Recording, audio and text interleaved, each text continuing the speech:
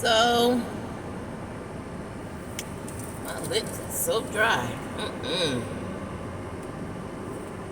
Let me put some gloss on.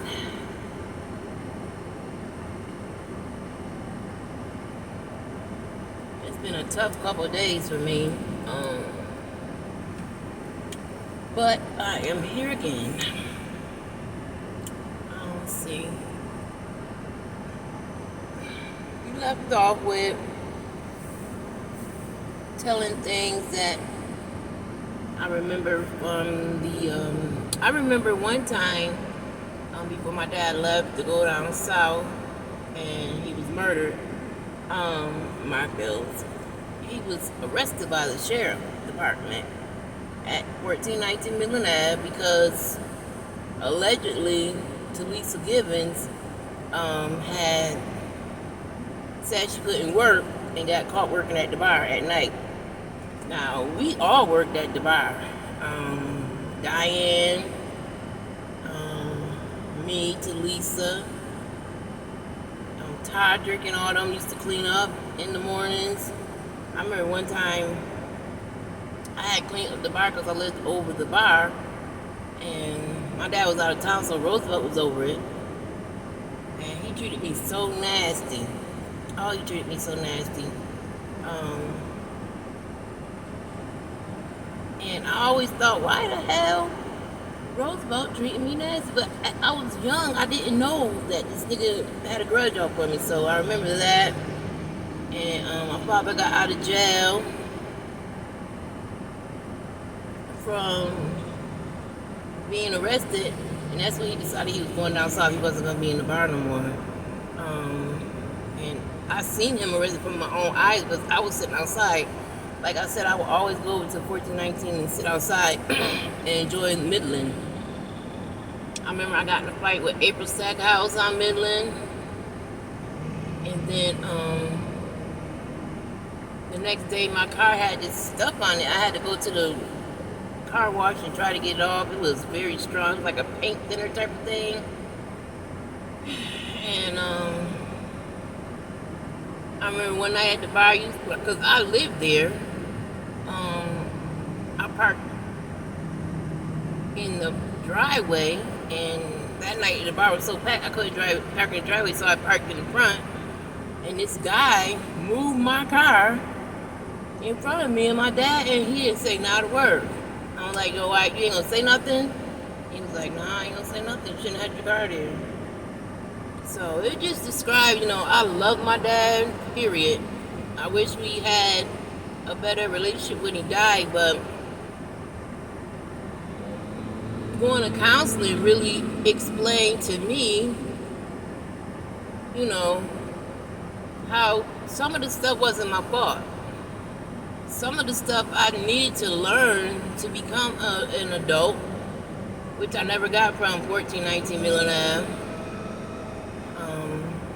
I really didn't get what I needed from the adults, I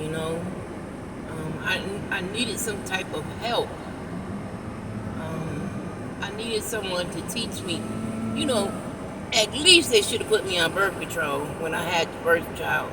And they should have gave me the decision to keep my first child. They should have did the best that was best for me at that time, because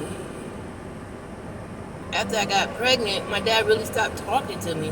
I really didn't see my dad much, and like I said, I didn't have a baby shower. I didn't have, there was no celebration. When I had a baby, I just had him. It was nothing, I don't know how my dad felt, but I know how I felt because of the I was like I was blackballed, like I wasn't really there, and that's why I started running away and living with other people and being in other people's families and stuff. And when I ran away, ain't nobody looked for me. When I went over to Eileen's house, Eileen would tell her, my dad, she's here. And he knew that, but this chapter today is going to be on Eileen, my mother, and my two brothers. So, as I told you, Eileen was getting a check from the government because her father was in the army and he got murdered or he died. I don't know which one because I really don't know. So when she, got with Jerome Thomas, she took that check away from my mom so she couldn't take care of us at 923 Colbert Drive, and she moved in with Jerome, his mother. Now, to me, I don't know about to nobody else, but to me, Eileen was a phony, fake, manipulative bitch. In my lifetime, she's always talked down to me. She's always, she called my kids dirty. She said I was too fat to ride in her car. She always reported any and everything I did to either my dad or Sarah Gibbons. I don't know why she ever told Sarah anything because that was not my mother and she had no business knowing anything about me. She always went behind my back and, she was always stabbing me in my back. She accused me of stealing her checkbook once, and it wasn't me. Allegedly, it was Baldy Works. I don't know if that's true or not, but I know I ain't steal it. I know that she always played the victim. I know that everywhere she lived, she was on some type of assistance, but would tell everybody she was, making her payments. I know that she always told everybody my father was her dad and everybody was her family and the Gibbons was her family and the Works were her family, but she was just a friend. Her son, she always put her son on a pedestal, which was nothing wrong with that. But you can't make your son be somebody he ain't, because he turned out to be a very, destructive young man. He's not bad or nothing, it's just that he didn't live up to what the pedestal she put him on. He should have went to school and he should have been somebody, but he didn't. He became, a person that you don't want around. And all his 9 kids, by different mothers, were without because he went to jail. So, it just turned out really, really bad for him and his mom because of all of the backstabbing and phoniness that my sister, portrayed. I told you about the Christmas presents under the tree. She had me remove them because of Clary and Monica coming over. I don't know if I told you, but she moved out of her apartment on the west side where Bobby and his sons living, and she turned the Nymo off on Bobby in the wintertime. She also went to the gamble a lot, and then she started snorting and smoking crack. She started being a booster. She started hanging with people that she was with a blind guy. She was with another guy. She was just been with so many guys. She went on Facebook and met a guy, and come to find out she said he was gay, and they was living on the north side. She got kicked out of there. She always was on my mom's couch. Like, we always would go to my mom and stay to my mom. And when she got her check, she would disappear. When she come back, she'd be broke. And I always ask my mom, why, are you allowing her to come back if she ain't giving you the money that you want? But Eileen made it seem like everybody was doing the wrong, and come to find out she was doing the wrong. She was the bad seed. She was the devil's daughter too. That's why her and Sarah got along so well, because they both was so damn evil. She was part of, when I went into the domestic violence shelter, she was the ringleader to make my mom sell my car and sell all my kids' stuff and leave us with nothing. We had beds and clothes, toys, dressers, tables, silverware, dining stuff. I had a lot of, at that time I was collecting blue jars, and I had like a whole wall full of these blue glassware, and all that was gone. Pictures on the wall was gone. Like, my house is nice, and I lost all that because my family, who I thought would, because I was at my lowest, who I trusted with my stuff, would do right, and they absolutely did wrong. And I never got anything out of it. The money they got from selling it, and whoever they gave it to, if it went in their house or not, I never got anything for it. I was left with nothing. They did give me back some articles of my clothing, but then my kids didn't have anything. I had to rebuild my kids' clothes and stuff. It just was a terrible, terrible situation, knowing that your family would be the one to fuck you over, to put you in a state of, damn, I can't trust nobody, And it was what it was. I couldn't trust my mom. I couldn't trust my sister Eileen, or my brothers George or Kenny. And when that happened, I came back from the domestic violence shelter to Syracuse, and so I was so upset. I was just down and out, and here comes another angel to help me up. And that angel told me that you can't pick your family, and once they do things like that, if they do it once, they'll do it twice. And I've always taken that to heart, because you don't have to do people like that. I never taken anything from them, and I would never ever beat somebody up when they're down, because I was down. I had nothing. I had to run again away from this nigga whooping my ass, and I took matters into my own hands to do that, because my mother and my sister told me I should have never went to call the people and told the people about what was going on. I should just took it, because that was my husband. I didn't believe that, and I didn't. I ain't listened to nothing they had to say.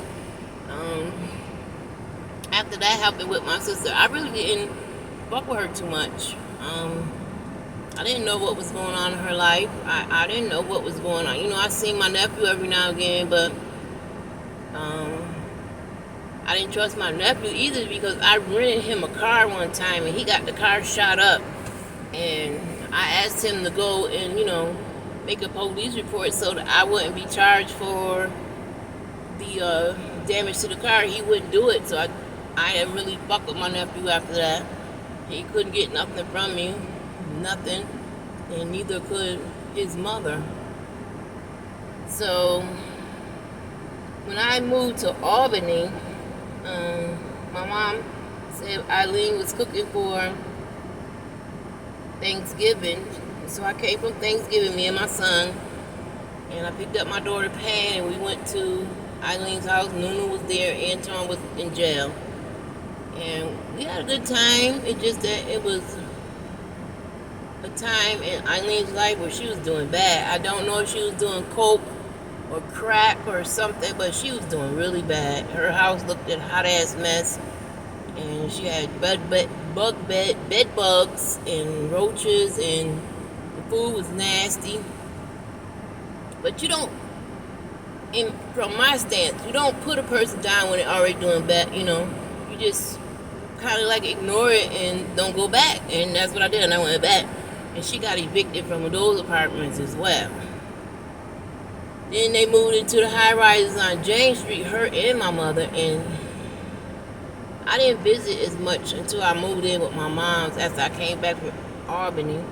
And this is the time when my son had got shot, and I had to go to the hospital. I spent 12 days in the hospital with my son. I even called my job and told him I wasn't coming back, because my son was not going to die in this hospital alone.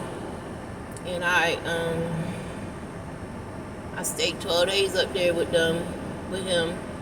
And when he woke up is when I left the hospital, not because I wanted to, but because he was on parole And the parole people told me I couldn't be up to the hospital no more. So it was strange that they would kick me out of the hospital, but they did. But my son was alive, and that's when the house on 1419 burnt down. Now again, some people say it was Michael Dean. I don't know, but it was somebody that burnt the house down. I don't care who burnt the house down. I wasn't going back to there anyways. But up until that point, nobody really knew I was back in Syracuse. I had seen Shawanna's mother, and I had seen cousin Joe. But other than that, nobody knew I was back in Syracuse because I was, I sneaked in. I really didn't want nobody to know I was there. But when I moved in with so let me back up. So when I came back from Albany to Syracuse, I had got fired from my job, which was a good job, and Payne said she needed help, so we went to this apartment, and it didn't work out, so I moved into the shelter. Me and Duke moved to the shelter, and I stayed in the shelter 2 months. I never got any help from my family. Nobody helped me. Nobody came to help me, and I worked 2 jobs. I got out the shelter, moved in this apartment up on the west side, and then it didn't work at that apartment because of the landlord wanted to come into my apartment too much, and I had to tell him no. I said, "You ain't coming up in here." He said, "If you don't open this door, I'm gonna open the door." So he went to open the door, and I was butt naked. And I came to the door and told him, "If you come up in here, you're going to see more than what you wish for." And after that, I moved out that apartment because it wasn't going to work. It just wasn't. It was like I was paying for this motherfucker come in what he want to. He was a weirdo. And the shelter apologized for the treatment that I got, but I just didn't move into no more apartments where they gave me the security deposit in the first month rent, and then I paid the rent on my own. And I was like, I don't want to work with y'all no more, so I never worked with them again. And that's why I didn't get Section 8, because I wouldn't work with them no more. And so I just paid rent on my own, and I always had my own. My severance pay for my good job was $15,000, so I lived off of that for a little while. And but I moved in with my mom's from there because my son wanted to go to Henniger to graduate, and I wanted to move out. But I did what my son wanted to do, and I shouldn't have, but I did. Another bad decision. I should have just left. But I stayed with my mom's for about 6 months, and I slept on the floor. Now, living with my mom in the high rise on Jane Street was the weirdest situation, because I lived there, my son lived there, and then I had to bring my granddaughter Nazara in there because her mother went to jail. And if you go to jail, I'm not helping you, because you shouldn't have took your ass to jail. I'm sorry, I'm not doing that. So her mother sat in jail till she could get out, and she was very upset with me about that. But anyways, I took care of my granddaughter too. I would get my granddaughter and my son dressed in the morning, they would leave, and then I would leave to go to work. Because I was working at the time. I always kept me a little job now. I just couldn't keep things together though. I just couldn't keep things together because so many things. I'm going to leave some of this story out so I can tell it in Clary's section, because Clary was the reason for a couple apartments as well. But anyways, getting back to it. So while I was living with my mother was living on the 11th floor, my sister was living on the 4th floor. Every day my mother would go downstairs and eat lunch with Francis, and she'll come back upstairs and do nothing. Again, my mother's a schizophrenic, she's a diabetic, and she's a cancer survivor. And I would sleep on the floor. My son and Zara would sleep in the bed because my mother never slept in the bed. My brother George also lived with my mother, and nobody would go in his room because it was so disgusting. And at the time, I didn't know my brother had brought a mattress from out the trash into the house, which had bed bugs. So I did not know that. I did not know that until after I moved out. I never seen any bed bug, but you couldn't bring nothing into the house of any value because George was a crackhead and he would steal your stuff, and then what you could do is yell out, but you couldn't whoop his ass. You couldn't call the police because my mom wouldn't let you. So one day we went downstairs to a friend's house with my mom, and she lived in a 1-bedroom. She had all the AJ kids and this man named Fubu in there. And I told my mom, no, I'm not eating here. So I went back upstairs. And so while I was coming out the house, a man met me in the hallway. He was like, "You Eileen's sister?" I said, "Yeah." He was like, "Well, she owed me some money." I said, "Well, I'm not paying you back." He was like, "No. I'm not asking you to pay me back. All I'm saying is she owed me some money. And her son doing things they ain't got no business in this building." I said, "Well, you need to take that up with her and her son." And I walked away. He was like, "But you don't want to hear what I want to tell you?" I said, "No, I don't want to hear it because I don't care. That's their situation, not mine." And I went on back up to my mother's apartment, and I ended up having to wait out in the hallway for my mom because my brother George wouldn't open the door. He was just a weirdo. So I got mad. I was like, you know what, fuck this. I'm been waiting on Francis to cook so you can have something to eat. She never had enough. So she had to feed her, the man, and all the kids, AJ, and my mom. She didn't have no food for me and my son. So Thanksgiving came, and I said, I'm not going downstairs. I refused to go back downstairs. So I said, I'm not going downstairs for Thanksgiving. My son went down there, and my granddaughter, but I said I refused. So I went to the grocery store, ate me some food, left and went somewhere and came back. The food was gone. I said, where is the food?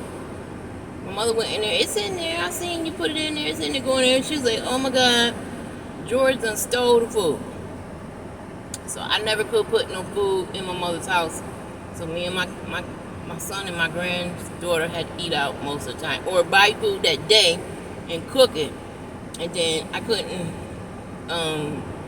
if I had any leftovers, that was his. But the house, because my brother George was so nasty, every time you went in the kitchen, you had to clean the whole kitchen before you could cook.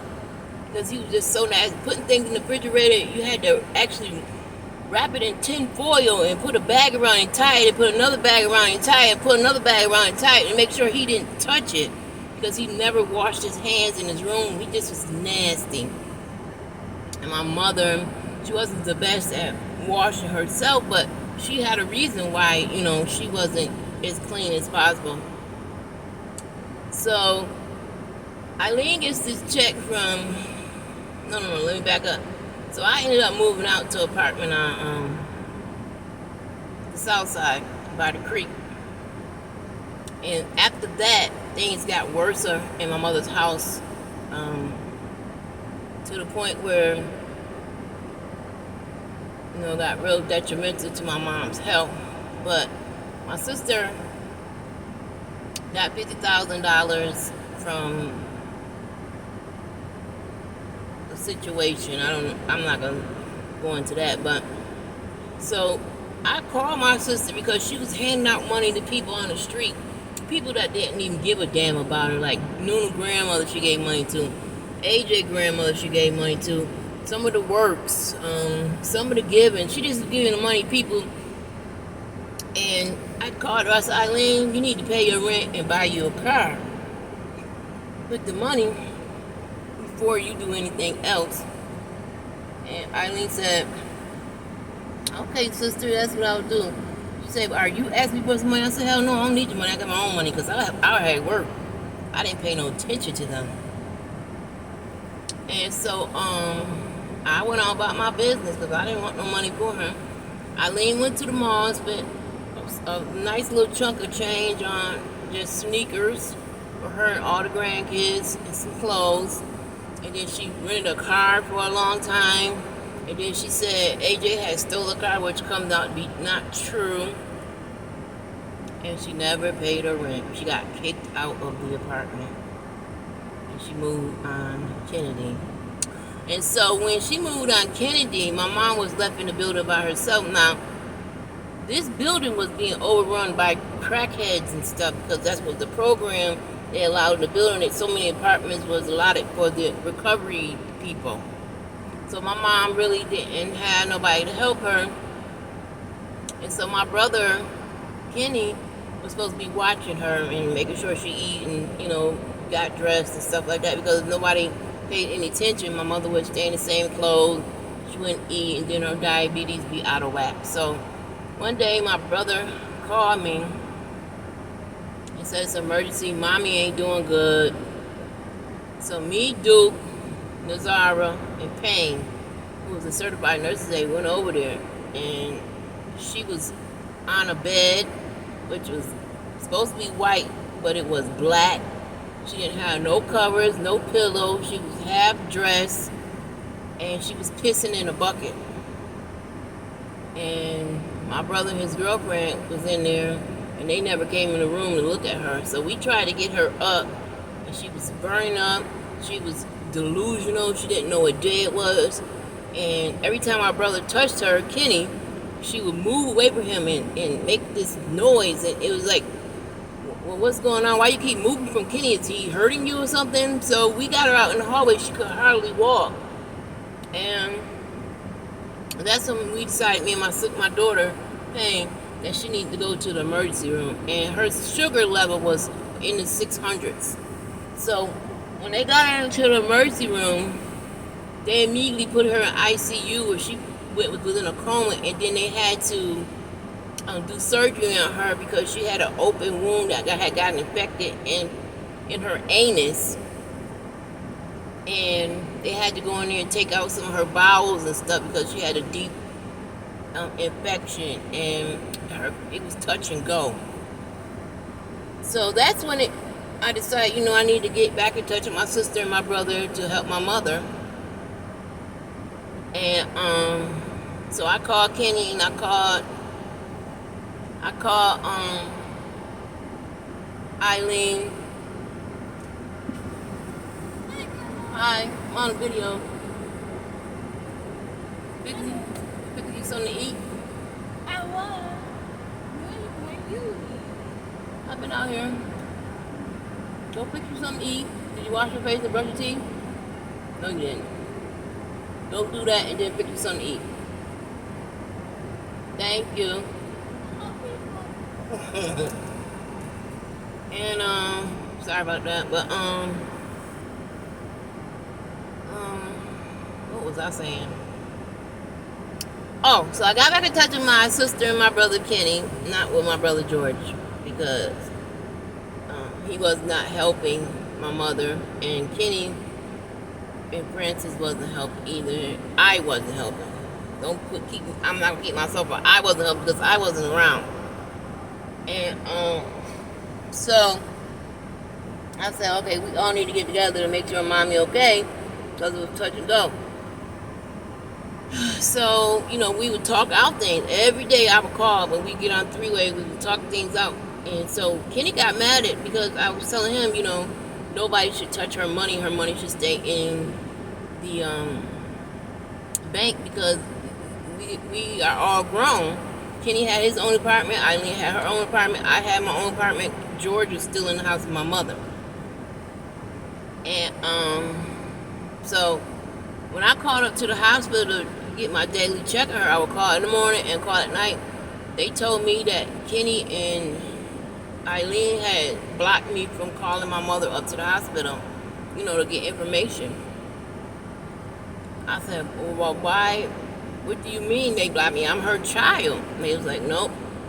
My mother had put Eileen and Kenny as directives, not me, where they could get information, and they had blocked me from calling up to the hospital. So I said, okay, no problem. So I stopped calling Eileen and Kenny because they had blocked me from calling up to the hospital, and I couldn't make any decisions. I couldn't do anything. Once again, this is a situation where I was, out of the loop. I couldn't do nothing, so I stopped calling them. So one day they ended up calling me, and mommy came out the surgery and she had a shit bag, and they were taking her to the nursing home on James Street, right by where she was living, so she could recover. I said, oh, okay. I'm glad she alive. But y'all blocked me, so there's nothing else, I want to talk about. So I hung up. So my mother was in the nursing home, and me and Eileen was talking again. I wasn't talking to Kenny. And she was calling me all the time to get her some food. And I told her, I don't got no money to get you no food. I don't get paid such date. Eileen said she ain't had no money. So then that's when we called Kenny. And Kenny went up to the hospital and gave her some food. But then she started calling me talking about she didn't have no deodorant. She didn't have this, she didn't have that. So I told Eileen it's time for you to become power attorney. So you can make sure, she's getting everything she needs up to the hospital. And making sure, because she had to start paying an amount every month to stay in a nursing home because of her income. My mother was getting like $2,500 a month from the government. One check from SSI and one check from her husband, military benefits. And so my sister said she did not want to become the power attorney. So she asked me would I do it, and of course I would do it. So I became power attorney. I went, got the papers filled, took it to the nursing home. My mother filled it out in front of the nursing home people, and that's how I became power attorney. Now, I'm not a thief.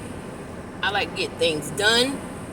I'm gonna make it happen. So my mother didn't have nothing where it was so bad where the CNAs was bringing my mother's stuff and taking care of her because Eileen and Kenny didn't do it. So once I became power attorney, I made sure her bills were paid. I made sure she had lotion, clothes, shoes, coat. Twice a week, I made sure she got her takeout, and I would order wherever she wanted me to order from and make them leave it at the desk at the nursing home and everything. And everybody was like, okay, you're doing a good job at the nursing home. But with Francis and Kenny, they wanted money. And I was like, you know what? I'm not giving you her money. Wait till she get out, the nursing home, then y'all get her money. But I'm not giving y'all no money. And this is what I spent. This is what I did. And I would have them both on the phone. I never tried to talk to my mother without somebody on the phone because I wanted them to hear what I was doing. And at any time I told my mother, you can call the bank and see. So my mother and Eileen would call the bank when I wasn't around and check her balance and see what the hell was being spent. When they found out that I wasn't stealing and I wasn't making, putting no purchases on her bank account that wasn't for her, that's when Eileen would call my mother and say she needed money. Kenny would call my mother and say she needed money, but I always told her, when you get out, you give them your money. And while you're in there, I'm not giving it up because I had power of attorney. So my mother said she wanted to leave the nursing home as soon as she get well. So we decided that, my mother would go to Eileen's house. But the nurse had to come to Eileen's house and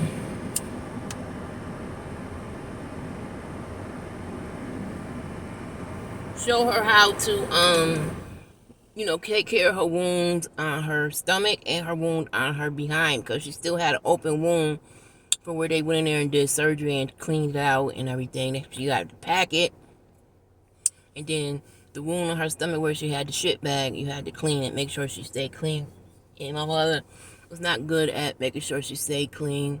So she needs some help. We all need help when we get older, and she's been taking care of herself to this point the best way she could. So when it came up to the day, the week before my mother was going to be released, that's what Eileen said.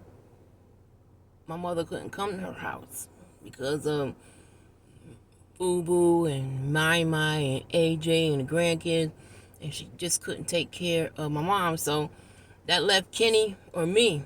Kenny said, he didn't want to do it, and so my mother had to come to my house, and we had to rush and get everything situated for her to come to my house. I had to buy her a bed.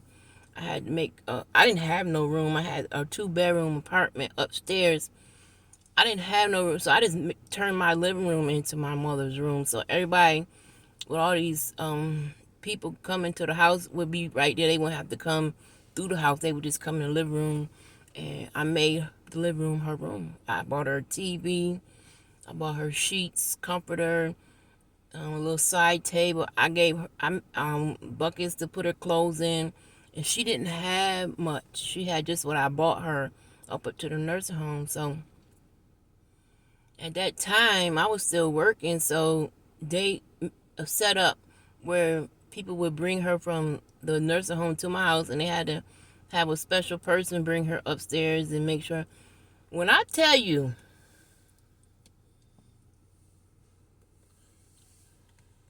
this was during COVID time, so you couldn't go into the nursing home and see her. You had to make an appointment, get the COVID test, and everything. So I did see her one time while she was in the nursing home. But when they brought her to my house, my mother looked at terrible. She looked at like, I don't know what happened in that nursing home, but worst nursing home appearance I've ever seen in my life. She was happy to be home. She was in the house with me, and I'm strict. I'm being clean. So I went to the store and got my mother some clothes, me and her. I always took my mother everywhere I went because, she had been in a nursing home all this time, and she needed the outing. We had to go to doctor's appointments. We got to go to the pharmacist. But this is where I seen how her schizophrenia, bipolar situation was coming to work. I never before seen my mother in this type of state. So I really zoned in. I started Google searching. I started ways to help her. I put her on a schedule, to take her diabetes. I made sure she ate. We didn't eat out a lot, but we ate out sometime just to make sure she kept her, enough energy and stuff like that. And so I would call Eileen. We'll do a daily conversation on the phone about what's going on, mommy, how she doing. And I will include Kenny.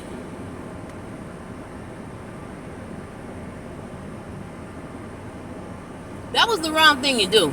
Kenny was a hellraiser. Kenny didn't like nothing I suggested, nothing I was doing at home. He came over with his girlfriend and tried to change everything around. And I had to tell him, no, this is my house. This is where I want things. This is how I want things. This is how it's going to be. So he was already being a snake. And his girlfriend, and I don't want to mention her name, she was being a snake with him. So, I had to stop Kenny from coming to the house. I said, you can't come back over here because it's too much. I got your mom. You can come get her anytime you want. But you can't come up in my house no more because it's being a snake. Eileen never came over. She didn't leave her house. I would take my mother over to her house if I needed a day off or something. And that's what we did. I would take my mother over there. My mother had Coach because I love Coach. My mother had Coach purse, hat, shoes, belt, everything about Coach. She had sundresses. She had everything. So here walks in Tiana Works. Tiana Works is Eileen's friend, and her daughter Gogo was getting married. I wasn't invited, but my mother and my sister was. My sister didn't have a ride. My mother didn't have a ride. I said, well, I don't want to go if I'm not going to be invited. Y'all go. But they could never get a ride. So I had to end up going. So I took my mother to Burger Coat Factory and got her outfit. A nice hat, a summer dress, and some shoes, a purse. And I got her dressed. And I got myself dressed. I did not want to go, but because I was not invited, hear me clear, I was never invited. But I asked Tiana, could I come because I had to bring my mother and Eileen. Now, Eileen came out the house looking a hot ass mess. And I could not do nothing about it. She had this walker. She just looked sad and disturbed. I'd never went in her house. I never hung out with her, none of that stuff. And so when we got there, she had to go as she was, and that was that. My mother was dressed nice, and I catered to my mother. I couldn't cater to Eileen because there was only one of me. And I went in this flower dress, shoes, my hair was done, whatever. But Jovan Works had died after that. And I had seen Jovan at the funeral, at the wedding. So I had just seen Jovan at the wedding for Gogo. I had seen everybody. I haven't seen it in a long time, so this is the first time people see me without my teeth. And but it is what it is. So I did not hide it. I don't give a fuck at this point because my teeth been gone a long time before they had seen it. And so the wedding was nice. I'm not gonna talk about nothing else on that. So we went to the funeral for Jovan. Now when Jovan died, Eileen wanted to go to the funeral. I'm the ride. So, she don't have no gas money. She don't have nothing. She don't give up nothing. Mama had been, she said Mama had stole her card and took all her money out. That's why she didn't, this excuse is bullshit. So she came outside with this wig on and this outfit, and I was so upset because if she would have told me she was coming out house looking like that, I would have never picked her the fuck up. But it was a funeral.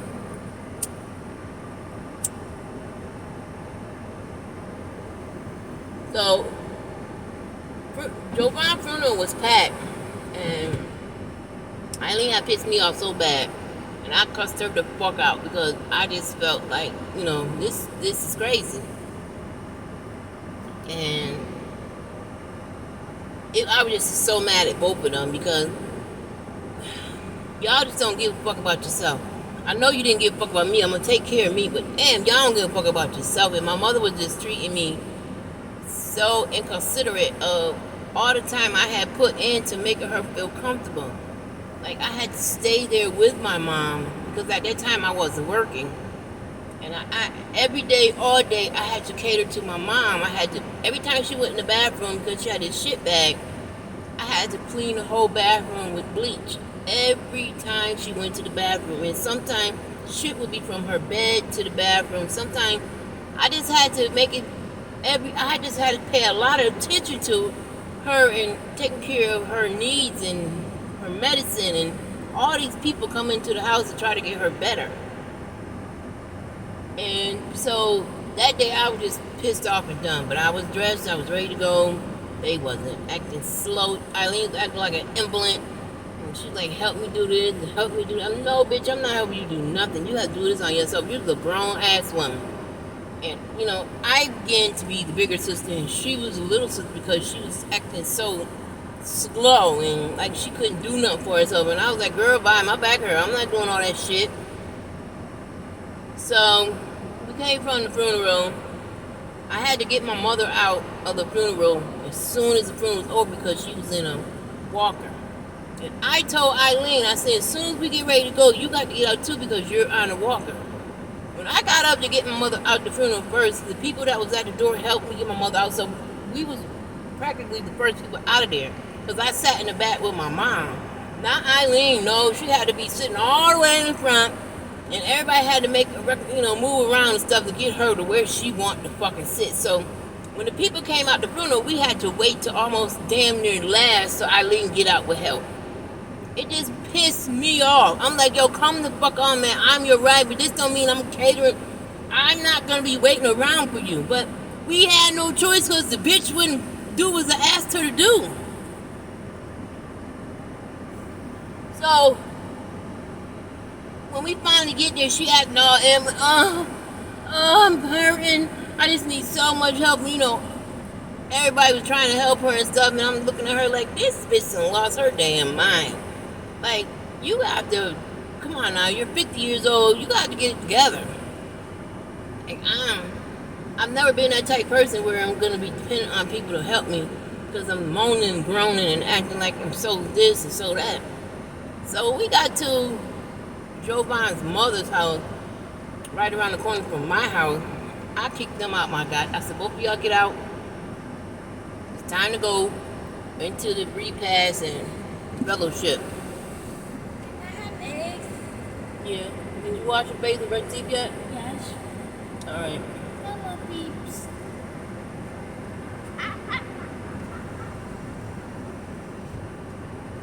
And so, she's so silly. So, I sat in my car during the repast because I was the ride. Nobody gave me no gas. Nobody did nothing. Nobody asked me if I wanted to eat. Nothing. My mother and Eileen, it took 30 minutes to get in the house because Eileen just wouldn't help the people trying to help her up the stairs. And she had on this ridiculous wig and it was lopsided. She looked like a hot ass mess. And she felt a hot ass mess because I told her, I said, damn, you don't have no friends or nothing, but I'm your sister. I'm going to tell you, you look terrible.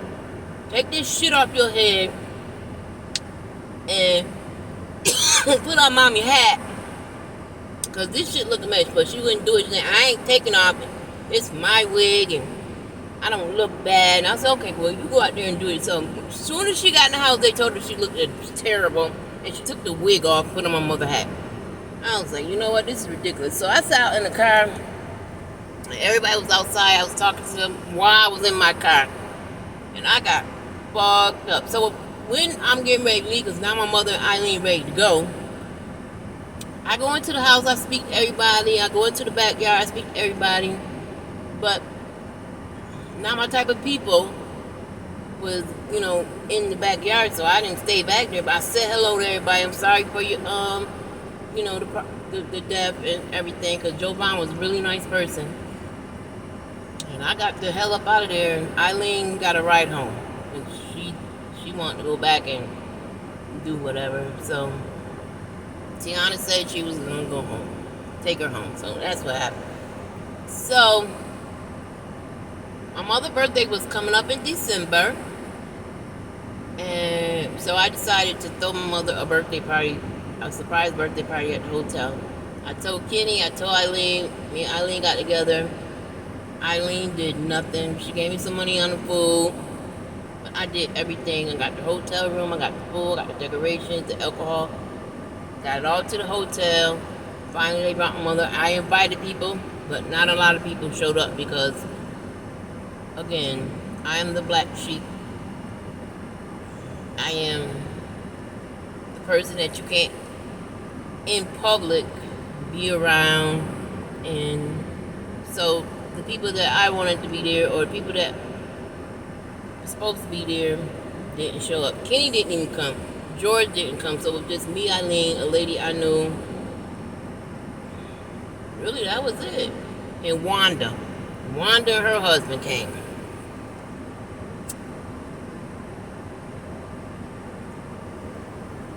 So, we played a board game, and then we opened up presents, and my mother got a whole lot of presents, but because my grandkids are there, I make sure they open up their presents too. It was December 11th.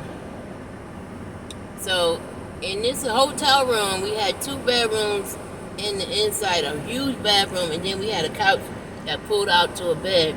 So my daughter and her boyfriend came too, Nunu.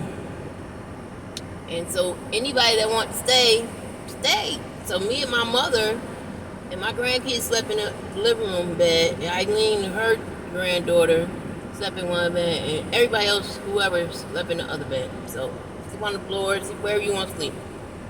We get up in the morning, Eileen done pissed the fucking bed. That shit smelled so bad. And then her granddaughter, who was my is gay, she went into the bathroom and sat in the bathroom watching my grandkids use the shower. And I told her, come up out of there, my because that looks weird to me. I don't like you in that bathroom with them girls, looking at them babe. And so Eileen said, leave her alone. She can look at them girls she wants to. I said, no, the fuck she not. And I caused the fucking scene about it. I was like, no. And you get your ass up out the bed and get your granddaughter. She wouldn't get out the bed. I was like, why you won't get out the bed? She goes, because I pissed in the bed. You did what? Yeah, I pissed in the fucking bed. So what?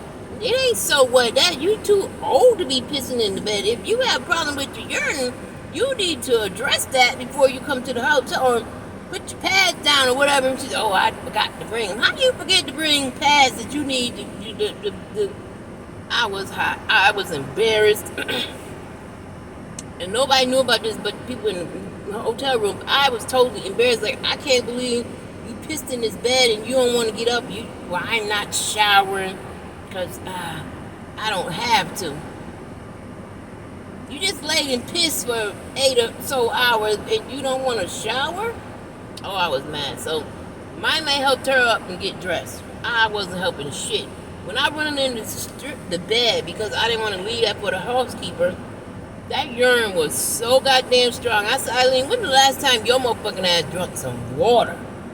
Because this is too much.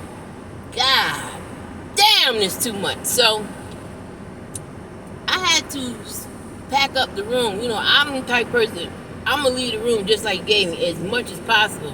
I'm not going to leave stuff all on course. She's talking about, you don't have to undo that bed. Let them do it. That's what they get paid for.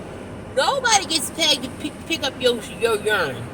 Now, come on now. I said, no. You're not going to strip that bed? No, I ain't stripping that fucking bed. So her and my money left and went downstairs acting like there was nothing wrong. So me and my grandkids cleaned up that hotel room and put it on the big old gurneys. All the stuff we had to put on the gurney because nobody showed up, you know, to celebrate my mom's. And my mother was like, well, I'm not helping clean up this room either. This is the first time my mother ever been in a hotel. And so I took my grandkids to the pool because I wanted them to go to the pool before we leave about the hotel because it was a nice hotel. And when we came back, she was dressed and she was going downstairs with Francis. So we cleaned up all the stuff, got all the trash up. It was a ton of fucking trash. The bathroom was destroyed. The rooms were destroyed. I got that hotel looking the best I could. And I put all the trash in one area. I got it the best I could, but I couldn't get clean like I wanted to because it was destroyed. From the time I went to the pool to the time I came back. Eileen was going on the elevator and my mother was in the room getting ready to go on the elevator. So I met them down at the elevator and my mom's told me,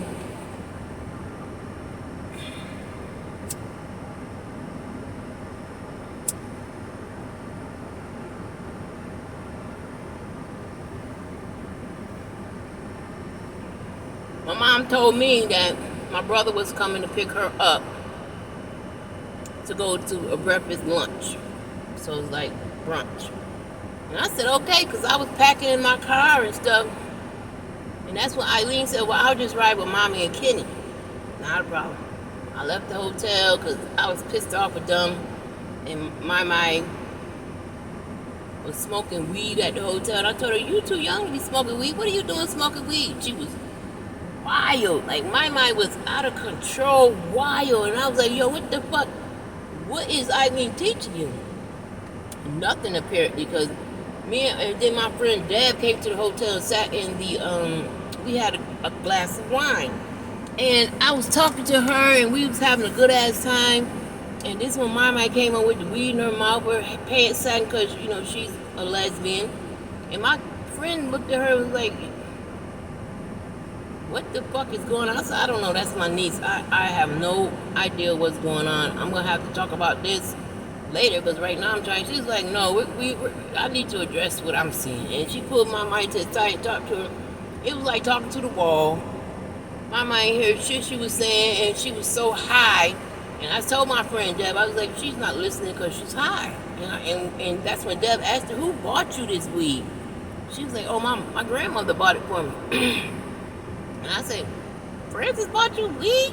She said, yeah. I said, oh, shit, I did not know that.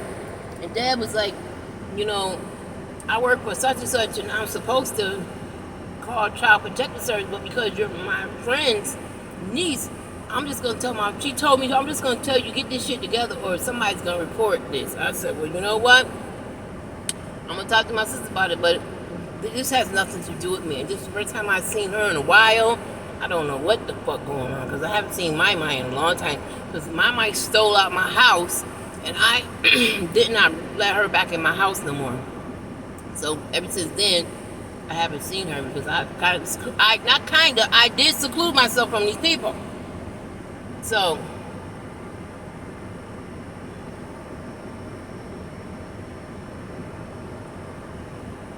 Kenny came and got Eileen and my mother from the hotel. I left in my car with all the stuff. And my grandkids, Nunu, followed behind me and helped me get all the stuff back upstairs because I couldn't lift nothing with my son. So, my mother came back late. She said she had a great time with Kenny and Francis. I didn't know Francis was going for the brunch either, but whatever. And my Kenny didn't come to the party because he was mad at me. So he decided to take her for brunch for his involvement in her birthday. And so we went to sleep. I got her all situated, ready for bed. Her night clothes, which she never wanted to put on. She always wanted to lay in the bed looking dirty and shit. And I never allowed it. I always told her, your appearance is the first thing a person sees. You're going to brush your teeth. You're going to wash your face. You're going to take a shower every day. Because that wound in her bottom had cleared up. It had actually went away because the nurses would come and check it. And they was like, great job, and they was giving me all the praises, but I never got the praises from my mom. I never got the praises from my sister. My brother. My sister always said good job, but I never got any praises from nobody else. So she said she woke up that morning and she got mad at me because I made her get out her pajamas and put some clothes on. And she said, well, I'm going to live with Kenny. I said, what? She said, I'm going to live with Kenny. We talked about it at brunch, and everybody thinks it's a great idea because Kenny needs my help. And so I called my sister I called Eileen, and I said, this is what your mother want to do. And, I'm not going to keep her against her will at my house. If she wants to go live with Kenny, I have no choice but to do what she wants me to do. So Francis tried to talk my mother out of it, but my mother was dead set on living with Kenny. So I packed up all my mother's shit that day and took her over to, my son took her over to Kenny house.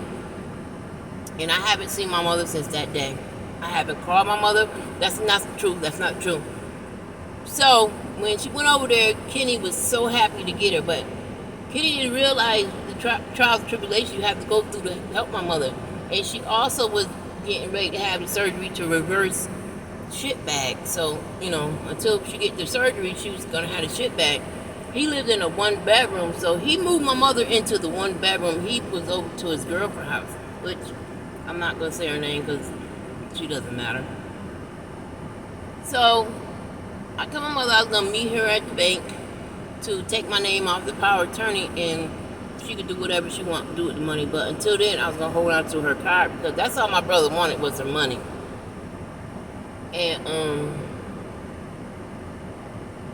she said to me, well, BB, because that's what she called me, BB, I just want my money. I said, no problem. But when I woke up that morning to go meet her at the bank, my back had fucked up, and I was like, Ma, I called mother. I was like, Ma, I can't meet you this morning because I'm fucked up. My back hurt really, really bad. I'm not going to be able to go down these stairs and get in the car. She knew I had a back issue. Now, previous to that, when I was living in Albany, my mother called me and told me that Kenny had her locked in the room, took her debit card, and she couldn't come out, and she was hungry and she was scared. So I came from Albany with my son. As soon as my mom called me, I jumped in the car. It was on a fucking Sunday. I jumped in the car, rode to Syracuse, and got my mother out that room, and me and my brother had our fight, and he tried to stab me with a knife. So I knew dealing with my mom and Kenny was not going to be good because it never turned out good because I never wanted my mother to be treated like that. And he was stealing her money and using it the way he wanted. So I knew that's what he was going to do this time. So I just let her go. Like, you know what? I don't have time to deal with this. That's my mom, and I asked her to stay. I said, I really, really would like you to stay so you can, we're about to move so we can get somewhere better for you. And, things are going to change because it was hard living up in that second floor apartment.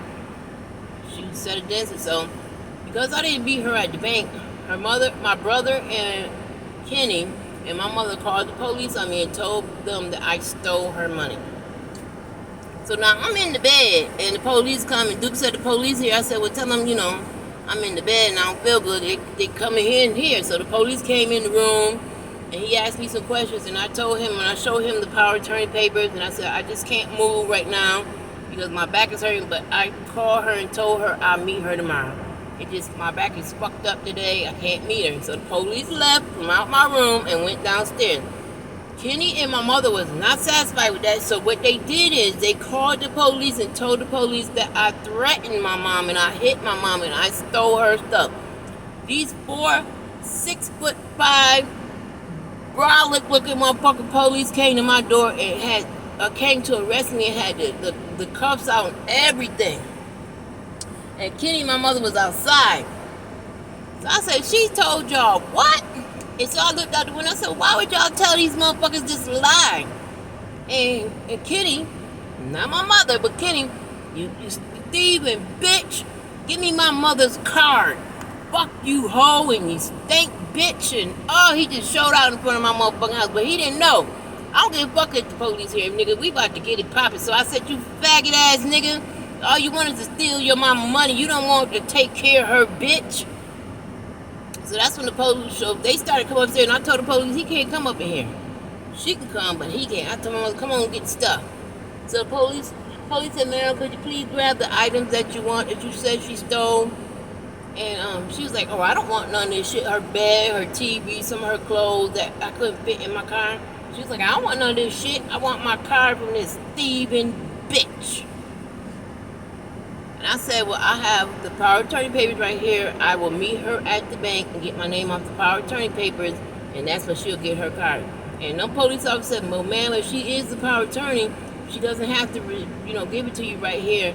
You have to go to the courts and get her to return it. I said, no, she's wait to the bank in the morning, and I will give it to her. She don't have to go through no court. She do it, I'll be there tomorrow. I don't care if my back hurt or nothing, because my back hurt really, really bad right now. And she was going downstairs. She said, I can't believe that stinking bitch. And I knew right then and there, you know what? Not dealing with them anymore. And I haven't dealt with my mother since that day. Anything, I don't call her. I don't disrespect her. I don't wish her no bad luck. None of it. I just left her and my brother alone. I said, I'm not dealing with this. I've been going with this so much throughout my life where every time I help somebody, they fucking screw me over. I said, that's it. And I threw all her cards away I had, and I haven't dealt with her or Kenny since. I don't know that they still living in that one bedroom, and he's got a brand new car, and my mother stayed broke. That's all I know, and that's it. I don't want I'm never going to disrespect her, and I keep my distance so that I don't disrespect her, because I can't deal with that. So, me and my sister decided we was going to move out of Syracuse. Lord have mercy. Why in the fuck did I wish to try this journey with my sister? I shouldn't have never decided to move with my sister, but we had a long talk about, having a clean slate, and we was going to try from the beginning and let everything go bygone be gone.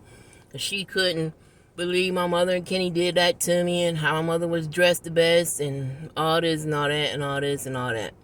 So we got ready. We set a date. She had met this dude off Facebook again, and he had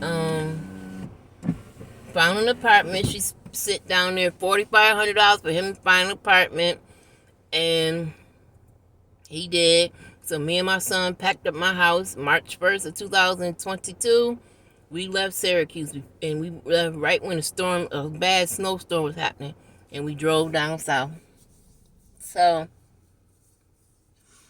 I was happy to get out of Syracuse because my landlord was tripping. I was on the toilet and the ceiling fell on me. My neighbors downstairs were disgusting. They was Puerto Rican and they was disgusting. And they started stealing my packages because I had, the pandemic, I had everything came to my door. And so, I was just done with the whole apartment. And That's what I did. I cleaned up that apartment, took pictures, made it look nice and shiny, left an air conditioner for the next tenant because you're always supposed to pay it forward. And I knew that house needed the air conditioner because it gets so hot up in there from the heat rising. And my son told me, Mom, don't leave that damn air conditioner. I said, I'm going to leave it. So we drive down south, and we get here to the apartment. Now, on the way down the road, the man name is Bo. He was calling us, talking about how Eileen got off the plane, and she looked a mess, and she done fell outside, and we need to get down there and make sure, to help her out. And we didn't believe nothing he said, because we was like, what? She falling out? Because I didn't go into my sister's house, so I didn't know anything about her. I didn't know. She said she could walk. She was telling me everything about her. Everything was good. She was okay. And she was, she looked nice. My son had took her to the airport, and he reluctantly, because he didn't want to tell me, he was like, in a car going down, so he was like, yeah, I could believe that because Eileen smelled like cat urine, and she looked it very bad with like dog hair or something on her coat with these fur boots. So I was like, for real? Now, we had already left Syracuse, had already left my apartment, had already gave my notice, put the key in the door, so I couldn't go back. I had to go forward. We had put our stuff, we had packed up our stuff and sent it down south on this moving company, so we didn't have nothing to go back to, so I had to go forward. And I was like halfway to down south. So when we got there, Bo wasn't there. He had left. And we had just talked to him 20 minutes before. He said he was going to be there when we got here. Eileen was staying outside, and she had on these really big shoes that he had gave her, and she looked horrible. I mean horrible. Her hair was nappy. Her clothes looked dirty. They were sleeping on the floor on this air mattress that kept losing air. The house was dirty. Me and Duke came up in here, and we was like, oh, shit, what the fuck did we just come up into? So I said to Duke, well, I thought we was going to have 2 different apartments, but we just got this one. It was a 4-bedroom, 3-bathroom townhouse. So we decided we were going to take the upstairs, they was going to take the downstairs, because it's 1 bathroom, 1 bedroom, downstairs the kitchen, dining room, living room, and then upstairs was 2 bathrooms and 3 bedrooms in space for our belongings. So we took upstairs, they took downstairs. Immediately it was a problem. Immediately. And the problem was Eileen and the dude Bo did not want to pay rent. Okay. But y'all gonna pay rent because we're not paying out. Well, we thought you was gonna pay it. Nope. So our stuff didn't come on a moving truck till 3 days later, so we didn't have nowhere to sleep. We could have went and got an air mattress, but we didn't want to pay the money because they had nothing. No trash can, no broom, no mop, no dish liquid, no cleaning supplies, nothing. So we had to go and get all the cleaning supplies. They wouldn't put in on it. They didn't clean up. They just lived as is. Now, Bo had all his shit, his jewelry, his deodorant, his clothes, all the way around the house downstairs. Upstairs was dirty, so we went upstairs and cleaned it off with bleach and pine saw and all types. So we got the rug swept. We got it looking good upstairs. So this is where we waiting for our stuff to put stuff down. So me and Duke had to sleep in the car. Every day we would get up and go do things, run errands, whatever. He had a car and I had a car. And thank God I brought my car because Eileen was telling me not to bring my car. And I was like, you know what? I'm going to bring my car because it's mine. And I don't want to give my car to nobody. So they didn't want to pay rent. The manager of the property had a meeting with us where we had to go. And come to find out, Eileen and Bo never paid February's rent because he moved in early. They were supposed to pay that rent. Everybody wasn't supposed to move in until March. But because he moved in like February 10th or something, that month, the whole month was due. And Eileen and him didn't pay it because Eileen didn't have the money. She had $8,000 when I talked to her before I left Syracuse. When I came down here, she said she was flat broke. What she did with that money, I don't know. She didn't even have money to get her stuff off the truck. My son Duke, she had to borrow her share from Duke to get the stuff off the truck. So we ended up having to pay the money for the month that both stayed there because Eileen didn't have it or we would have to leave. This was in March of 2022. Now, I was upset. Duke was upset. They upset because they acted like they didn't know what was going on. Bullshit. So when we got back to the house, I said, Eileen, you owe my son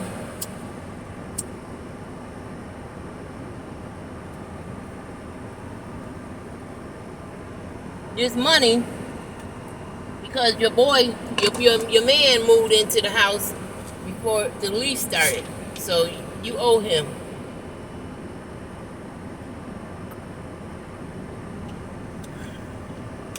And so Eileen tried to act like it was all Bo's fault. Bo acted like it was all Eileen's fault. But come to find out, she had sent him $4,500 and he was supposed to pay for the month of February and he didn't. He spent the fucking money and that's why they was sitting there broke. So she agreed to pay Duke back, which she did. She paid my son back, and but Bo was charging Eileen $20 to take him anywhere, and she was acting real stank against me and Duke because I guess she had told Bo that we was gonna pay the rent and they didn't have to pay nothing, but that's not what happened when we got here because I said you should have talked to us about that. You should have never told him that. And so we was sitting there. He was like, "Well, who the fuck supposed to pay the rent?" And Eileen said she was gonna pay her share. And her share because the share was split 4 ways because it's 4 adults. He didn't want to pay his share. He said because Eileen told him me and Duke was going to pay the rent and they would sit down there and chill. So me and Duke got all that situated. Me and Duke went to Walmart and got all the food that we wanted. Because Eileen and Bo was going to the grocery store daily. We was like, nah, we don't want to go to the grocery store today. We're going to get this. So I separated all the meats as I usually do. Put up all the food. I had the top of the freezer. Eileen had the bottom of the freezer. And we both shared the door of the freezer. Refrigerator, they had the top of the freezer. Refrigerator, we had the bottom of the refrigerator. We had cans and stuff in one closet. And they had the other side. But we didn't think we was separating food at that time. We just knew that, what we bought, we could put it there, dot. One day, we was upstairs because me and Duke was never there. Duke was looking for a job. I was looking for things I had to do. We would get up in the morning, we'd be gone because Eileen was acting funny with Bo and they would always be arguing and shit. So one day we woke up, get ready to go somewhere, and Eileen had cooked, but she didn't cook for everybody. And she told us, I ain't cook for y'all, I cook for Bo, my man. I didn't cook for y'all, so don't touch none of that fucking food. She said, Duke, you can eat, but that bitch can't. So I said, well, wait a motherfucking minute, ho. Wait, bitch. It look like you done motherfucking cook some of my goddamn food to make this motherfucking breakfast. She's like, Ann, what you mean, Ann, bitch, I can't get none. So she tried to tussle with me to take the plate out of my motherfucking hand. I pushed that bitch. Bitch, you better move on back, because you know you can't whoop no ass here. I said, go on motherfucking forward, bitch. You eat your fucking food and we eat ours. Don't you touch none of my food. I don't put my motherfucking money in. If I got to tussle with you over some fucking breakfast, bitch, you low down hoe. So that's when our food got separated in the house. That's when everything got separated in the house. We had to pay the lights because our light bill was connected to our trash bill, connected to our water bill, so it all came in one bill. We shut that motherfucker down in fours because we all adults. So then we had the internet come, and the internet bill was cut 4 ways. So We could hear Bo downstairs telling her, don't fuck with them. Don't split no bills down the four-way. Let them do the motherfucking bill. Fuck them. And so that's how her attitude became. Because Bo was talking to her and she was listening. She would treat me so bad. So bad. I mean, it was horrible. And the house started smelling like urine. Walk upstairs, smell like flowers. Walk downstairs, smell like urine. Walk upstairs, you could smell it. And it was so hot down here. And she didn't want the air conditioner on. So when the air conditioner was cut off, the whole house is cut off from the air conditioner. We was like, yo, it's too hot upstairs. We can't breathe. Because you can't open up the windows in this house. And so we had to cut the air conditioner back on. So now you see both of them motherfuckers walk around with long sleeve shirts and socks and pants and gloves on the head because it's so hot upstairs. And then at the middle of the night they cut on the heat. So we'll wake up coughing and shit because we can't breathe because it's 90 degrees upstairs. So we got into an argument about that. I said, listen, hold the fuck up. We can't keep doing this with the heat and the cold.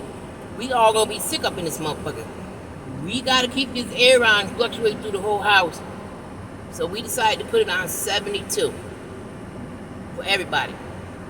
Your ass get hot down here, cold up here, open up the fucking door. It's hot outside. So that's what they started doing. So now we got to pay for the air conditioner being on all the time. Split down four ways. Both said he didn't want to pay that way. So that's how the fuck that way. Both stopped paying any bill. That was in April. I mean, we only been down here 1 month, and all this done happened in 1 month. So I'm saying, God damn, I done signed my name on the dotted line for this motherfucking lease. I can't leave within a year or you get penalized. So we had to stay. We down here. We don't know nobody. This is the only people we know. This is the only situation. Until I get out this lease, there's nothing I can do. So I just kept the upstairs clean and kept the kitchen clean. Anything else, though, wasn't my job. I would take care of trash upstairs. I expected Bo and Eileen to take care of trash downstairs. That didn't happen. So Bo had these big black bags he would keep his clothes in because he liked to look nice, smell nice, dress nice, but I never see the nigga bathes. Which he did, but I just never seen the nigga bathes. So he would put on so much cologne that it would fill up the downstairs smell like that, but I come to find out he was spraying the cologne to hide the urine smell. So one day I come downstairs and it's raunchy with the urine. And I said, hell no.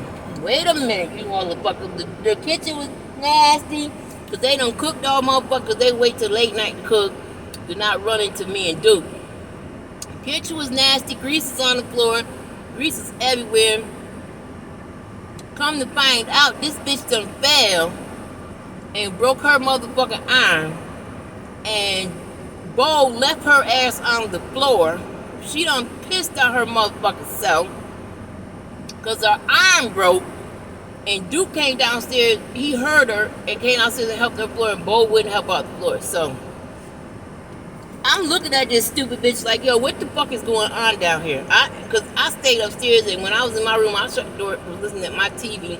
I never fucked with them after the situation because I was done with Eileen and this dude.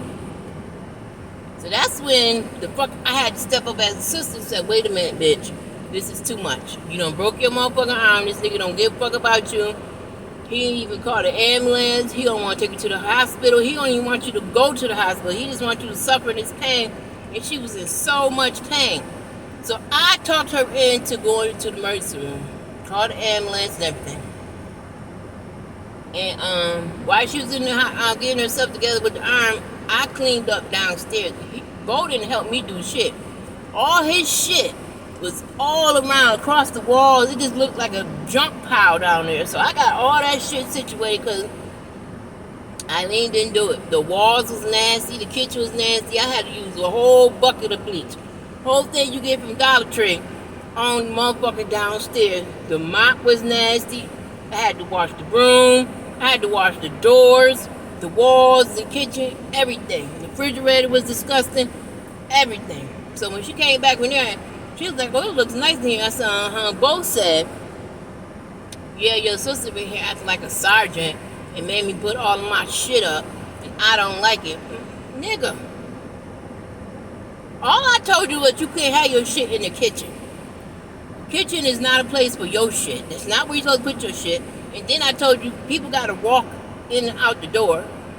We walking in a path right now. We tired of that. You know, make it look like something. You got a room, put your shit in the room. You got a dresser, put your shit on the dresser. That's when this nigga started leaving, when he got his money. Come to find out, he get a check every month. And he wouldn't come back 3, 4 days, 5 days, 6 days, 7 days later when he was broke. He would go to Atlanta and be with some woman. So Eileen would be stuck there with us while he dipped out.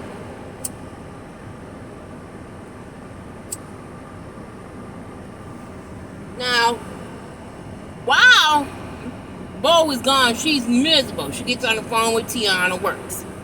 This is where Tiana Works gets into the situation. And she would tell all these lies to Tiana Works. Tell her about me. Never tell me about herself. Tell her about herself, just tell her about me. They always talked about me. My name stayed in their mouth. So one day, I was coming down the stairs, and Tiana asked her, well, what is the problem, Eileen? And she said, it's a nigga. And I came downstairs, I said, bitch, why is you lying to her on the phone? And immediately, Tiana wanted to get off the phone. She said, well, I'm just going to get off the phone, and I'm going to let you two sisters work it out. And I cussed Eileen ass. I said, bitch, stop telling lies on me. I'm tired of you telling these lies on me. You're unhappy down here because your motherfucking ass is nasty. You got this motherfucking house smelling like urine. You don't clean up. The man you with don't give a fuck about you, and that's why his ass be gone every time he get his money. A couple days later, he came back, acted like he ain't been gone, and this bitch says she has a heart attack. She's sitting there, I come downstairs getting ready to go, and I went into the kitchen. She said, help me. And I said, help you with what? But I never came out the kitchen. She was like, help me. So when I go to the damn, where she was sitting at in her walker chair, she leaned over, can't use one side of her body, and she can only move a little bit of the other side of the body. So I tell Bo, call 911. Bo didn't call 911, so I'm trying to help her so she don't fall out the chair.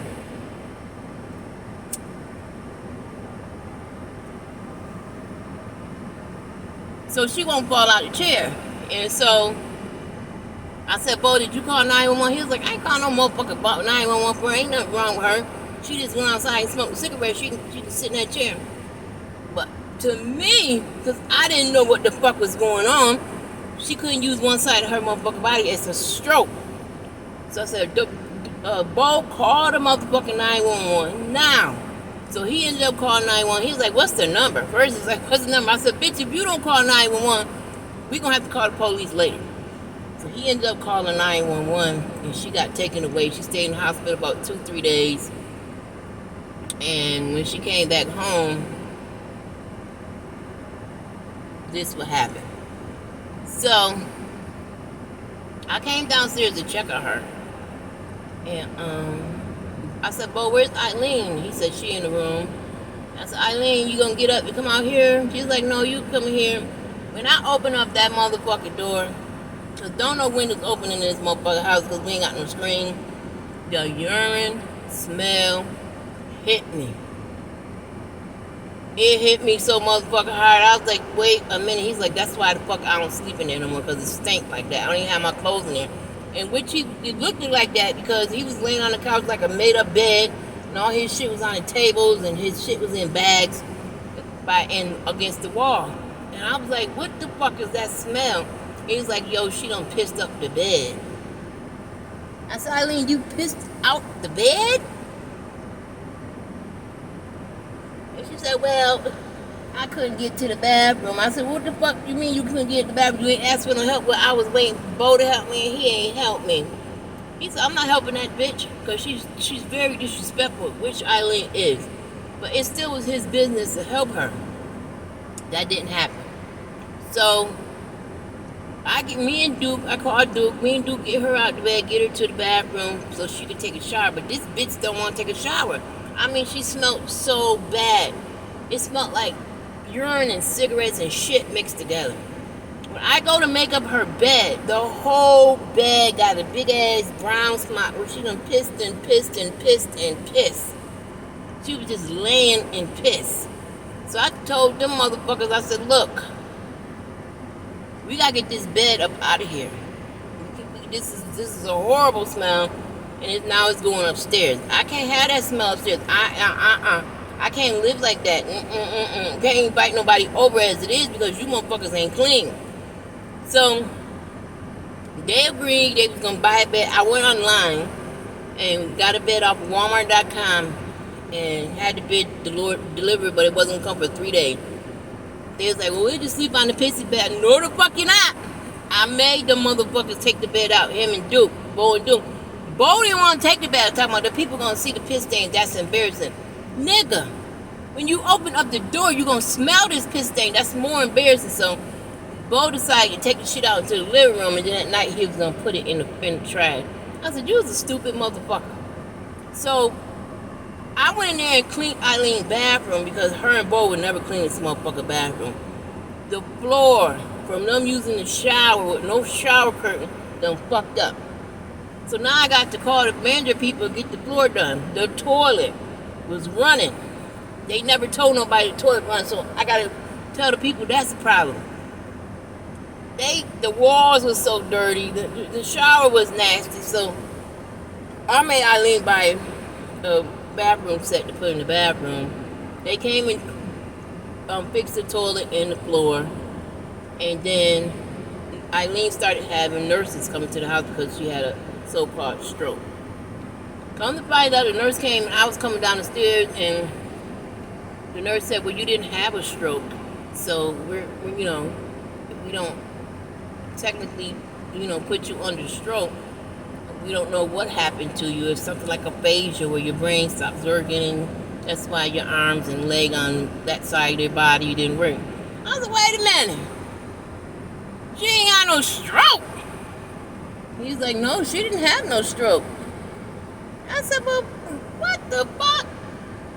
So all this time, I've been treating her as though she had a stroke, so I'm, not arguing with her and trying to tidy up. I would actually come down twice a week and mop and sweep the downstairs for her. This bitch sat there and watched me and never opened up her motherfucking mouth and told me I ain't had no motherfucking stroke. I could do this shit on my own, and ain't nothing really wrong with me at that point about this stroke. So once I heard that from the nurse and clarified it, so I made sure I heard it right, I didn't come downstairs no more and clean up for her and Bo. And this is when this motherfucker decided he wanted to move. So he ain't pay rent. This motherfucker moved in the middle of the night.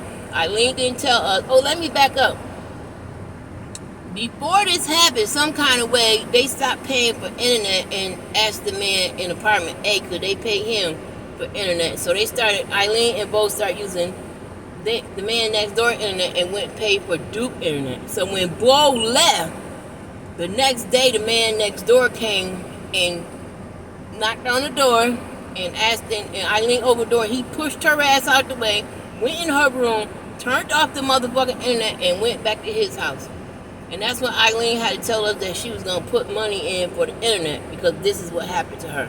Dirty motherfucker. Dirty motherfucker. I said, you know what? That's karma. Because now this motherfucker done left you. You don't have no ride because she wasn't getting in my car. Because the way she treated me. Now you need internet because you ain't got no way to hook your TV up. And that's it. Now you got to pay. The rent is split in 3 ways. And the electricity and everything bill is split in 3 ways. And the internet is split 3 ways. Okay? She's like, well, it's 2 of y'all. It's only 1 of me. I shouldn't have to pay. Nope. This is how it's going to be done.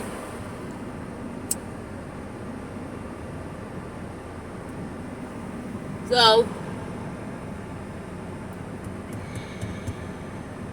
Eileen is a dirty motherfucker, man. She dirty as fuck. She keep talking to Tiana. And here enters... Well, let me back up, because I forgot to say something. When she broke her arm, I called Paula, Walt's daughter, and I called Wanda, and I told them the situation about this man was being abusive to Eileen, and I think he's the reason he broke her arm. But Eileen wouldn't tell me the truth, so I called them and told them. Now this motherfucker left. I called them and tell them he's gone. The problem with Eileen should get better, and it didn't. It got worse. She started not washing. She would put on these Pampers, change the Pampers, but she wouldn't wash. She wouldn't brush her teeth. She wouldn't get dressed. She wouldn't clean up. Till she met this man named Mr. Nelson down the street. Here enters Mr. Nelson.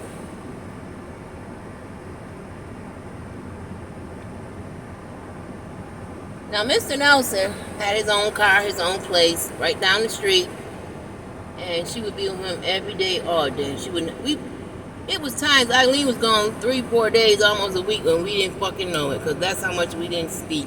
That's how much we didn't have no communication with Eileen, because she was so motherfucking dirty. And another backup is one day I asked them for rent for Bo left.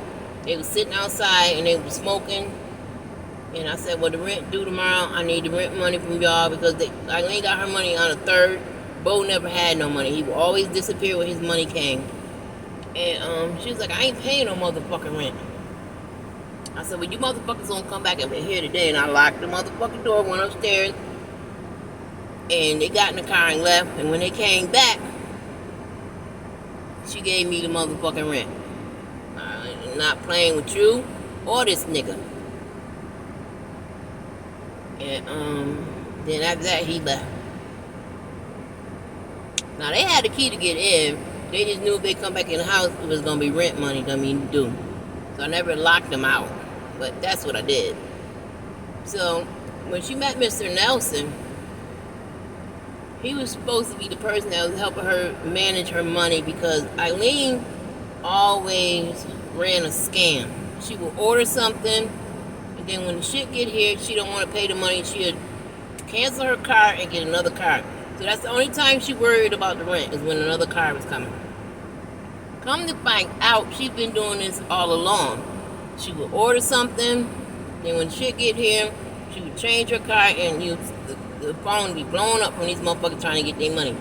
Or AJ was in jail, and he was funneling money through her Cash App, and then she would have to give the money to whoever the money go to. So she would steal the money and do whatever, and then AJ be calling her, cussing her the fuck out, and it was just a scam. I don't know what she did with all that money. Don't care, but it didn't reflect in the house. You know, she didn't have a trash can. She didn't have, it was still the same.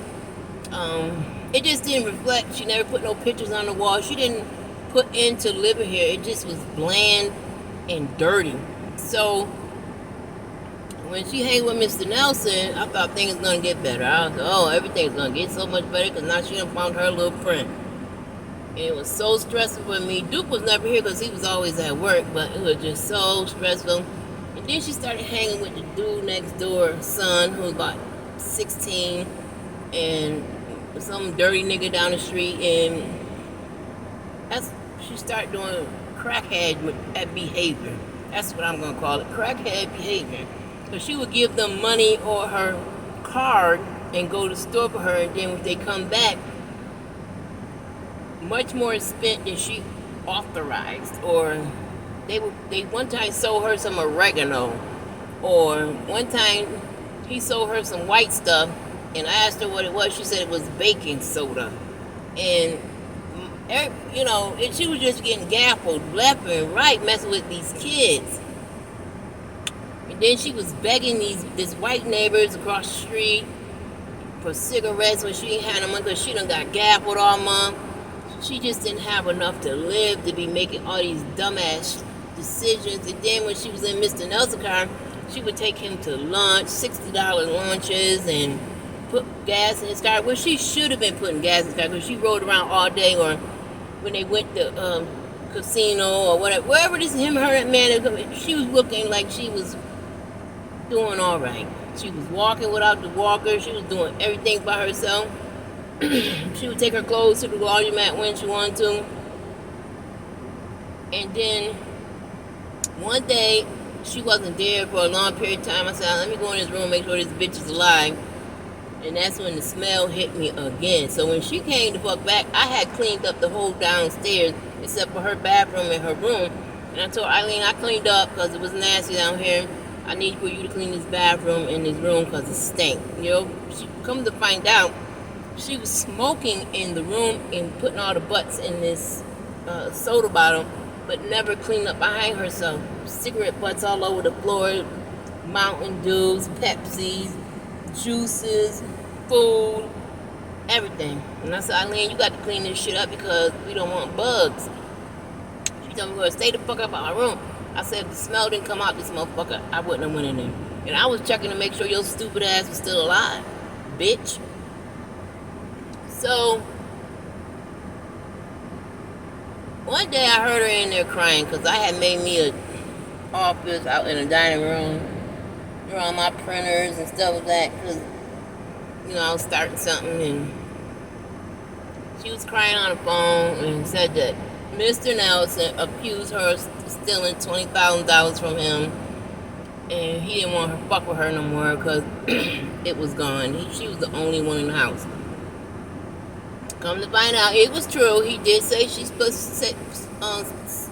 some money, and she snuck out the house, and he said she put some poison in his food to make him go to sleep.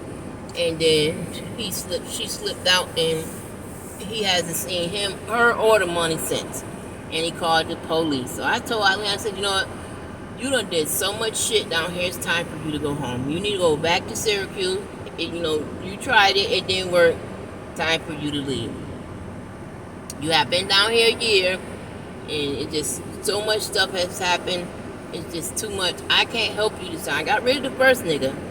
I helped you with him. I can't help you with this one because you got yourself in this situation once again. And it's just too much stress. I just can't do it with you anymore.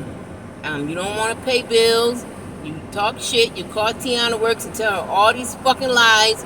And they believe your stupid ass. They don't ask me shit. The only person that asked me something was Paula. And that's when Eileen had got her ass on a flight. Well, let me go back. So I called our mother and I told Eileen, you know, what had happened. The man said she stole $20,000. And Eileen needed to go home because it's not working down here. So Eileen decided to go. She snuck and got her a plane ticket out of AJ's money, which he said she stole once again. And he was fussing with her on the phone about taking his money, buying a plane ticket. And then she packed a little small suitcase. I said, So I went upstairs and got this big ass suitcase out of my shit and gave her this big ass suitcase. And I showed her how to roll up her stuff so she could take, you know, most of the stuff that she can with her. So I actually rolled up the clothes, put it in the suitcase, and I told her I didn't put everything else you need. That suitcase sat in that living room, sat to the night before she left. That's when she packed up her suitcase. And I asked her every day, I said, have you cleaned up? Have you got your stuff packed? So when, you know, you come back to get your stuff, it'll be packed up. She said, oh yeah, I did it already. The day Eileen left was March 4th. The day after she got her check was her plane ticket. And she left here on March 3rd because she went to Paula House because it's closer to the airport than where we live at. And when I went in that room, when I came downstairs,